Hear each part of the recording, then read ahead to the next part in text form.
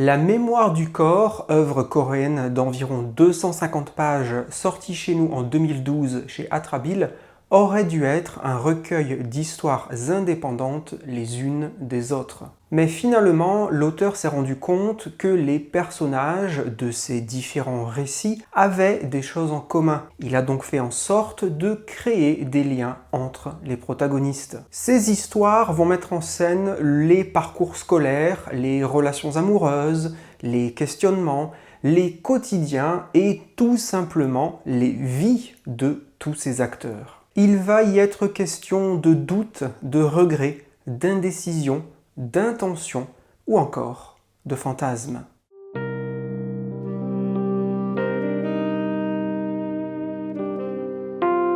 Ce qui frappe dès l'ouverture du livre, c'est le travail graphique qui est admirable et remarquable. Par exemple, nous commençons par faire la rencontre d'un couple attablé face à face. Et avant qu'un dialogue ne s'amorce, l'auteur nous propose des cases muettes pour poser bien sûr le décor, mais surtout une ambiance. Le dessinateur choisit de focaliser son regard, et donc le nôtre, sur un angle de fenêtre, sur une assiette à moitié vide, sur une salle de restaurant dépeuplée. Tandis que les personnages sont pensifs et pour l'instant encore mutiques, l'artiste prend le temps de dessiner tous ces détails qui peuvent paraître anecdotiques de prime abord, mais qui font naître une atmosphère. Ainsi, il y a dans ces cases un habile équilibre entre le texte et des silences, des regards, des pauses. On voit les personnages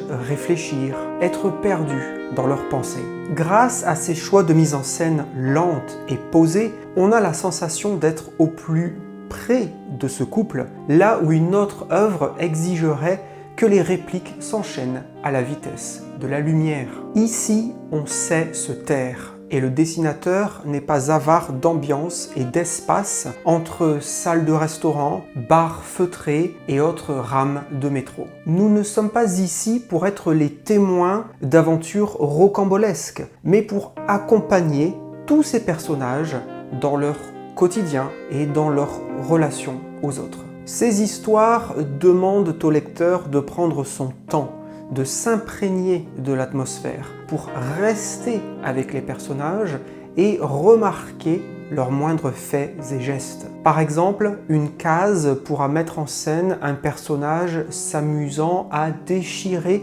l'étiquette d'une bouteille de bière. Alors bien sûr, cela ne fait pas avancer l'intrigue, mais cela nous permet, encore une fois, d'être au plus près du personnage. Et grâce à ce souci du détail, à cette minutie, à cette patience narrative et observatrice, tous ces individus sont humanisés. Car, en l'occurrence, qui ne s'est jamais amusé à déchirer une étiquette de la sorte? Cette volonté de représenter des choses anodines, quelconques et discrètes, on la retrouve dans la manière de découper l'action, dans l'enchaînement de certaines cases. À maintes reprises, le dessinateur ira jusqu'à nous montrer chaque geste effectué par un personnage. Un homme va aux toilettes, il salit la cuvette, il saisit un bout de papier, le plie, nettoie la cuvette, jette le papier dans la cuvette, tire la chasse d'eau, se lave les mains, etc.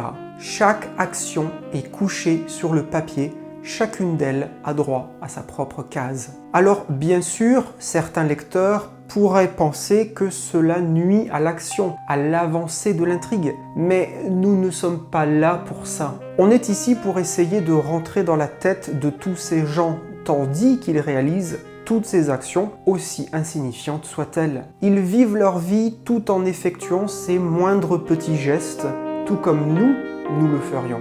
Autrement dit, nous sommes là pour tenter de les comprendre, pour découvrir ce qu'ils pensent, ce qu'ils ressentent, derrière ces gestes corporels automatiques et inconscients. Ailleurs, nous aurons également droit à des dessins de nature plus poétique ou figurée lorsque, par exemple, une jeune femme, dans un restaurant, observe de loin une anguille vivante sur le point d'être sacrifiée sur l'autel de la gastronomie. Nous verrons alors des allers-retours entre les yeux de l'anguille et le visage de la jeune femme. De là à y voir une allégorie de la jeune femme se sentant prisonnière de sa propre vie, de son propre destin, il n'y a qu'un pas. D'un point de vue scénaristique et thématique, la plupart des histoires gravitent donc autour des relations entre les êtres, qu'elles soient amicales, familiales ou amoureuses.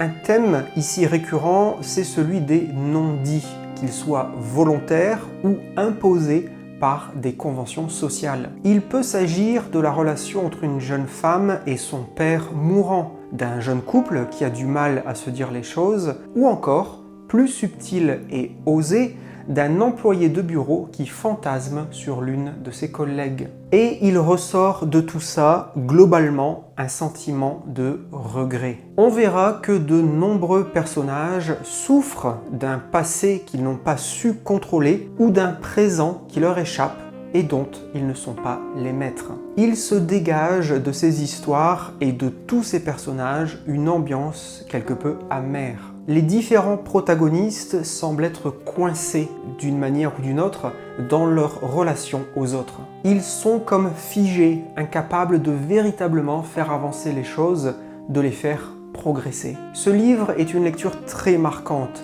d'abord grâce à sa patte graphique qui, derrière un aspect a priori austère, regorge d'idées et de tentatives, s'appuyant sur cette mise en scène lente et observatrice, inhabituelle et donc osée. L'œuvre se distingue également grâce au choix de ses sujets et thèmes qui ne font pas dans la facilité, car ici la démarche n'est pas nécessairement divertissante à proprement parler. C'est un livre qui devrait vous plaire si vous souhaitez notamment découvrir une proposition graphique toute personnelle, imaginative et à l'identité forte. Je vous remercie de votre attention et j'espère que cette vidéo vous sera utile. Je vous dis à bientôt sur Orion Manga pour une future vidéo et d'ici là, n'oubliez pas, restez curieux.